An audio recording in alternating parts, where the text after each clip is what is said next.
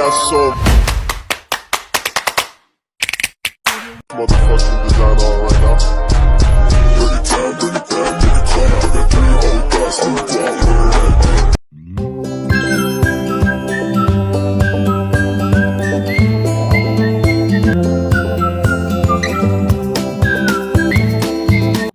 Saya akan menjelaskan tentang mengenai kedatangan Islam di Asia Tenggara dan penetrasinya di Asia Tenggara.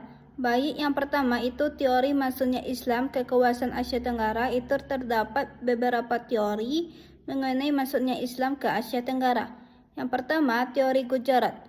Teori dikemukakan oleh sejumlah sarjana Belanda yang mana teori ini mengatakan bahwa Islam berkembang di Nusantara bukan berasal dari Persia atau Arabia, melainkan dari orang-orang Arab yang telah berimigrasi dan menetap di wilayah India dan kemudian membawanya ke Nusantara. Menurut teori ini ditemukan adanya persamaan mazhab yang dianut oleh umat Islam Nusantara dengan umat Islam di Gujarat. Yang kedua, itu ada teori Bengal. Teori ini mengatakan bahwa Islam Nusantara berasal dari Bengal. Teori ini dikemukakan oleh S.Q. Fatimi. Menurut Fatimi, model dan batu nisan Malik Al-Sali, Raja Pasai, berbeda sepenuhnya dengan batu nisan yang terdapat di Gujarat. Bentuk dan model batu nisan itu justru mirip dengan batu nisan yang ada di Bengal. Namun demikian, teori nisan Fatimi ini kemudian menjadi lemah dengan diajukannya teori mazhab. Yang ketiga, itu ada teori Coromandel dan Malabar, yaitu teori ini dikemukakan oleh Morrison dengan mendasarkan pada pendapat yang dipegang oleh Thomas W. Arnold. Teori Coromandel dan Malabar yang mengatakan bahwa Islam yang berkembang di Nusantara berasal dari Coromandel dan Malabar adalah juga dengan menggunakan penyimpulan atas dasar teori mazhab. Dalam pada itu, menurut Morrison, ketika terjadi Islamisasi Pasai tahun 1292, Gujarat masih merupakan kerajaan Hindu. Untuk itu tidak mungkin kalau asal-muasal penyebaran Islam berasal dari Gujarat. Yang keempat, itu ada teori Arabia, yaitu menurut Thomas W. Arnold, Coromandel dan Malabar bukan satu-satunya tempat asal Islam. Ia mengatakan bahwa para pedagang Arab juga menyebarkan Islam ketika mereka dominan dalam perdagangan Barat Timur sejak awal-awal abad Hijriyah atau abad ke-7 dan ke-8 Masehi. Hal ini didasarkan pada sumber-sumber Cina yang mengatakan bahwa menjelang akhir abad ke-7, seorang pedagang Arab menjadi pemimpin sebuah pemukiman Arab Muslim di pesisir pantai barat utama. Yang kelima, itu teori Mesir, yaitu teori dikemukakan oleh Kaiser. Ini juga mendasarkan pada teori mazhab, dengan mengatakan bahwa ada persamaan mazhab yang dianut oleh penduduk Mesir dan Nusantara, yaitu bermazhab Syafi'i. Teori Arab Mesir ini juga dikuatkan oleh Niemann dan De Hollander. Selanjutnya itu adalah saluran masuknya Islam di Asia Tenggara. Yang pertama itu ada saluran perdagangan. Pada abad pertama, kawasan maritim Asia Tenggara, khususnya Selat Malaka, mempunyai kedudukan yang sangat penting dalam pelayaran dan perdagangan internasional. Kedudukan jalur Islamisasi melalui perdagangan menjadi salah satu penyebab kuatnya pengaruh peradaban Islam di Asia Tenggara. Yang kedua, saluran perkawinan. Dari sudut ekonomi, para perdagangan Muslim memiliki status sosial yang lebih baik daripada kebanyakan pribumi, sehingga penduduk pribumi terutama putra-putri bangsawan tertarik untuk menjadi istri saudagar. Saudagar itu sebelumnya dikawinkan, mereka diislamkan terlebih dahulu. Setelah mempunyai keturunan, lingkungan mereka semakin luas. Akhirnya timbul kampung-kampung dan daerah-daerah kerajaan Muslim.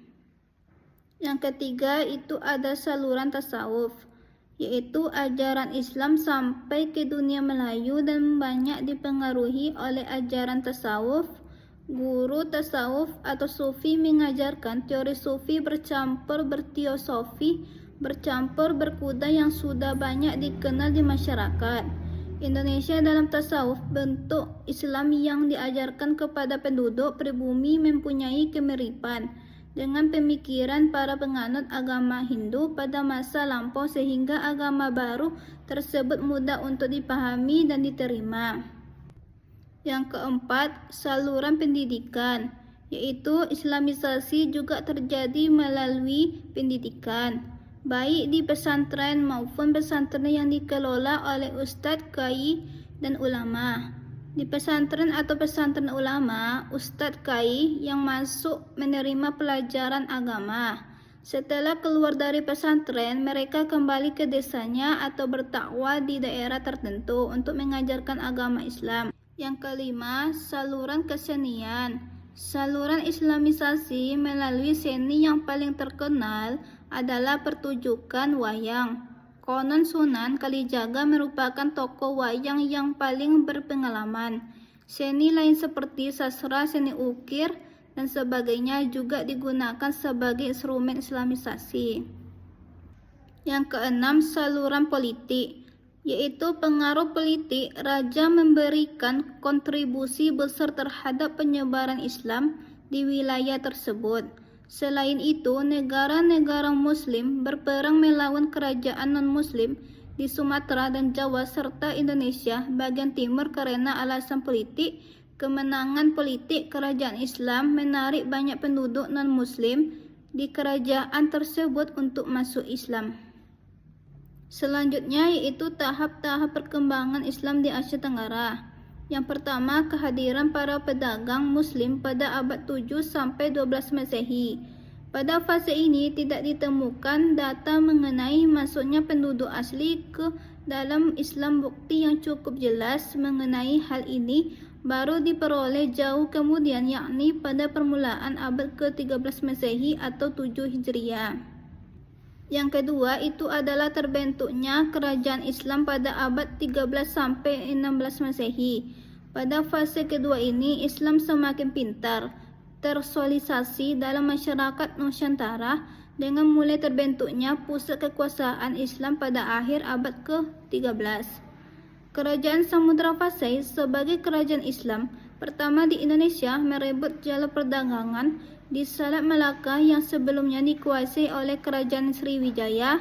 Hal ini terus berlanjut hingga pada permulaan abad ke-14 sampai berdirinya kerajaan Malaka di Semenanjung Malaysia. Yang ketiga itu ada fase perlembagaan Islam. Pada fase ini, sosialisasi Islam semakin tak terbendung lagi dan masuk ke pusat-pusat kekuasaan, merembes terus sampai hampir ke seluruh wilayah. Hal ini tidak bisa dilepaskan dari peranan para penyebar dan pengajar Islam.